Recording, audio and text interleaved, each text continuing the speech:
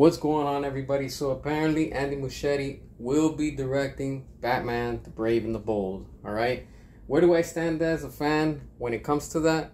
I'm not down with that. I don't support it. I'm not interested, nor do I care. All right, make sure to hit the subscribe, drop a comment, and all that good stuff. All right, look, Andy Muchietti, what he did was, all right, just researching on him, was in 2013 a movie called Mama. You remember that? Because I don't even know what that's about. All right, so years passed. 2017 he came out with It. All right, it made over 700 million. Why? Because everybody was excited to see another It movie, another clown movie, another horror movie, right? That's why that movie made money. All right, let's be 2 years later, 2019, we get It 2. All right, It 2 didn't make that much. All right, and it made less, 30 million less than the first film. All right, and then let's speed up time. From 2019, we're now in 2023. All right, what do we have? The Flash. All right, Andy Muchietti is not a good director. All right, look, The Flash, it's only going to get probably some money because everybody's excited, just because WB again is with the fishing rod and the hook, and they're baiting which side? Both the Keaton fans for nostalgia and the Snyder fans because of Ben Affleck. All right, if you sit back and look at it, The Flash isn't a convincing movie. All right, even for the dceu. Why? They took away Henry Cavill, right, and they switched. They did a 360 and brought in that whole, you know what? Yes, it is the dceu. They got away from what's his name, Henry Cavill, to bring in Sasha Calle. Let's replace Superman with Supergirl. You get what I'm saying? The subliminal message. Replace the man to empower a woman. That's exactly what they did for The Flash. All right? They're bringing in Michael Keaton just to capitalize on nostalgia. Because, oh, we're going to get all the fans from the 70s, the 80s, and, you know, from the new times that they've seen the old Michael Keaton. And look, they're just trying to bait those type of fans. And then they're trying to capitalize. Oh, now they want to capitalize again on who? The Snyder fans. But I thought we were the minority. Didn't they all say that we're the minority, that we don't matter? And all of a sudden now we matter because you're bringing in Ben Affleck and he's only going to be in the movie for 5 minutes from what everybody's saying. And then at the end, obviously, it's going to lead us into what?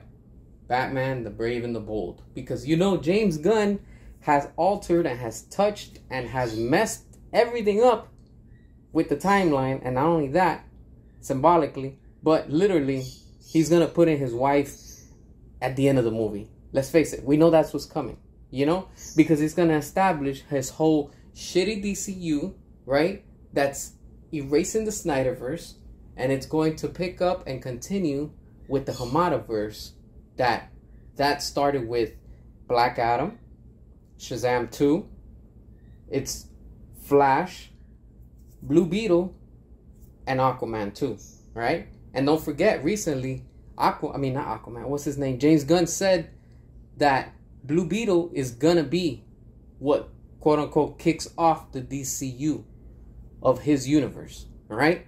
And don't be surprised if the Flash is what really connects into James Gunn's universe, because it's gonna introduce, I'm pretty sure, I'm 99.9% that it's gonna introduce and show you a Batman at the end, and then we'll probably see more that's gonna build up in Blue Beetle, and then more that's going to also connect in Aquaman 2. He's going to try to do Marvel style. Look, all you DC fans, quote unquote, real fans, you wanted your MCU style, you're getting it. All right? And they're just going to flop, because majority of us that don't care about it and don't want to see what James Gunn is going to bring us, this is the universe that's setting up. You wanted that copy and paste from Marvel, you're going to get it. You wanted the stupidity, you wanted the jokes, you wanted all that ridiculous, you know, humor, childish humor, man, baby type of jokes, and perverted jokes. There you go. You're getting it, all right? But when it all flops and it all fails, don't come crying, all right? Look, I'm going to tell you right now, all right? As a Snyder fan, yo, all right, it is what it is. Right now ain't nothing happening, but that doesn't mean that something can't happen in the future, because the same way that Michael Keaton said when Penguin told him, Batman Returns, you're not the mayor. And what did Penguin tell him? Things change. And then what Batman told him? Oh, when Penguin said, you don't think you'll really win, do you? And Batman's like, things change. The same thing with this. All of y'all that are saying, oh, go ahead, cry harder, complain, blah, blah, blah. All right. Things will change. And in the end, justice always wins. Remember when y'all were all doubting us and saying the Snyderverse and the Snyder Cut wasn't going to happen? And then, boom, in your face, we finally have it, right? Y'all shut up then. The same thing will happen with the Snyderverse. Give it time. As long as these movies keep on flopping, WB's going to come to their senses eventually, and they're going to realize financially they're not doing good. And they're going to have to go back and fix things. That's the beauty about the Flash. He can go back in time, rewind it, and restore the Snyderverse the same way that he's going right now and erasing it. All right? So don't come at us with that, oh, well, we're winning. You're winning for now. But the Snyderverse will always be talked about. 100 years from now, people are still going to be talking about it. Look at how long it's been since we've had Man of Steel, and people still talk about it. Now, with Andy Muschietti being the one running for Batman, Brave and the Bold, I'm not interested, honestly.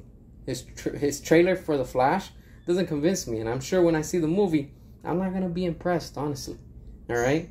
And then he's trying to say that, oh, that they took the tone of Zack Snyder and, you know, it honors him. Come on, man, that's an insult. That's just a slap and a mock to us, the Snyder fans. This is why I say The Flash has to flop, because the more we buy into these movies and watch them, it's just supporting James Gunn's future movies, and we can't let that happen. You, the one listening, the consumer, the one that works and puts in time at work and puts up with your bosses or whatever shitty schedules you have, you're going to go and watch it? Don't watch it, man, because you're just going to be supporting James Gunn. Now, if you're a James Gunn toxic supporter, go ahead. But the numbers don't lie, because they keep on dropping and their expectations get lower and lower. They're desperate. All right? So I'm not convinced. Andy Muschietti, as a director, he doesn't impress me. His movies are not all that. The first It was all right. The second one was pure garbage. I was like, oh, this is bullshit. And then now, that's exactly what he's going to bring in with the next Batman movie. And not only that, you have James Gunn overseeing everything. Peter Safran is far in the background. He doesn't give two shits. He's just like, look, here, take the money, make it happen. I don't care, and I get my money back. That's what he's doing. Why doesn't he show his face? Why doesn't he say anything? And David Zaslav is another moron. Honestly. We thought he was going to make change. This dude, all he came was to ruin and make things worse.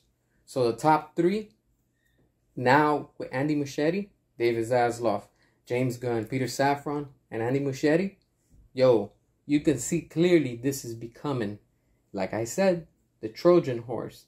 It's all becoming Marvel inside of DC. And it's sad.